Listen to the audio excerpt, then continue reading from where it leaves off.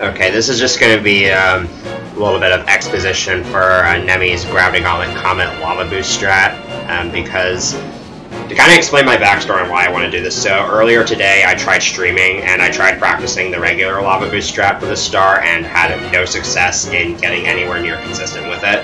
So I messed with Nemi's strat and found that I'm actually a lot more comfortable with that. So I'm going to try to sort of explain everything I sort of realized about this. And I am going to be doing this while playing, so it might be a lot harder to point out all the specific nitty-gritty details when I need to, but I'll do my best. So, start of the level is the normal. I don't technically have to do this movement. I could do the faster movement and afford to skip that clock. Okay, so the first note is actually where I do the side flip and ground pound, because this is actually super easy to figure out, so you can't really tell very well because the game... Actually, maybe if I go into the home menu, it'll be easier. So this line right here, where there's sort of a brick, you can sort of see how there's like a dark brick here in the lower left-hand corner, and then it kind of connects to this longer section. I use this line as a visual cue for where to ground pound. I don't think it needs to be like super, super exact. And the ground pound timing also does not seem to matter too much. So then what you want to do after ground pounding is you want to hold upright. And then you just hold upright for the first two bounces, and I'll try to sort of explain the strat as I'm doing it, with pauses and whatnot, but it's probably not going to work, so here we go.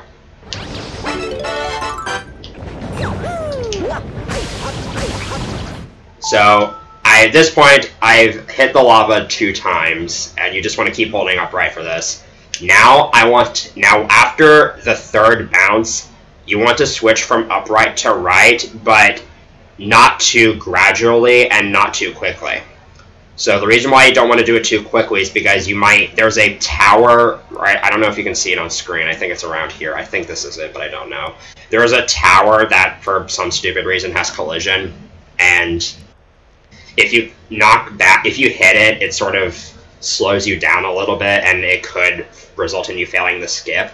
It's okay to brush up against it for a little bit. In fact, that might actually make the setup a little bit easier. So you also don't want to switch from upright to right too slowly, because that causes Mario to spend too much time in the air, and I believe that determines whether or not you fall through the floor. Because the way the lava boosting state sort of works from my observations is that it's been known for years that when you bounce on the lava and then land on the ground, Mario does that short little bounce and then you regain control. That bounce seems to be part of the lava boost state, and I think the way the game determines whether or not you die is if you spend too long in the air while you're in that state. And obviously that would cause you to just... And so that's kind of like why behind the castle you just kind of stay stuck in the air if you're too close, and then you just randomly die because you spent too long in that state. So the goal is to switch quickly enough, but not too quickly, and I don't really have you really have to just kind of get a feel for the timing. So that was probably good. And then comes the other finicky part, which is another direction switch. This time it's from right to left. I unfortunately don't have a good visual cue for this.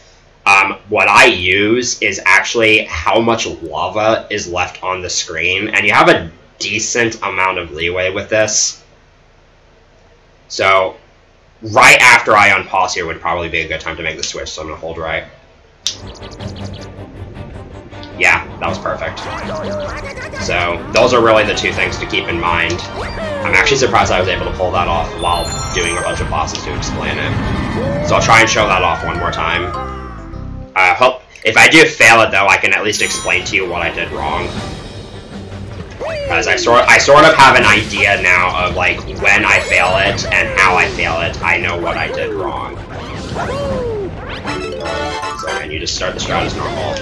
You hold upright for the first 2 bounces, and then gradually switch to right, and switch to left right around there.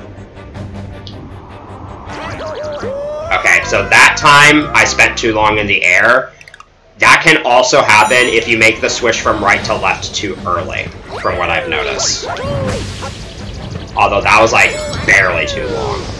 So I barely switched too early. Again, the timing is really fickle, but you do have a decent amount of leeway with it. Okay, so this should be fine. Okay. Another thing to keep in mind is that once the path starts to come into view, you kind of want to pay attention to where specifically Mario is related to the path, because if you just hold left, it's very possible you might die, so you might have to adjust your trajectory slightly. And you should be able to easily figure that out. And not only am I so far finding this to be a bit easier to understand than the current strat, it also is actually faster by, I think, roughly 5 seconds or so.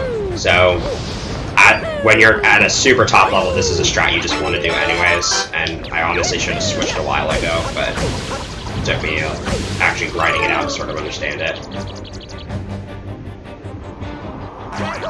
And again, like I said, you have a decent amount of leeway with where you can land. So like right there, I barely landed on the platform, but it still worked.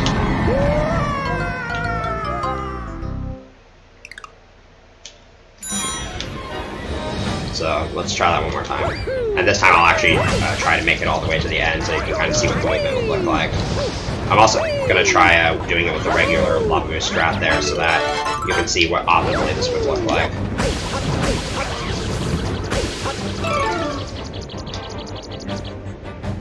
Okay, so this is probably not going to work. Oh, wow, that did. And then you would just kind of continue to the end of the level as normal. Obviously, in a full game run, your cycles would be different because of the... I didn't watch the level intro cutscenes before this attempt. So that's kind of my explanation on how I figured out this strat, and I don't know. I don't know if this is going to really be helpful. It's still very finicky, but I would say this is easier to figure out a consistent method for. So I would definitely mess with this if the other strat is giving you trouble. So, yeah. Hopefully this helps. If you have any questions, just feel free to ask me.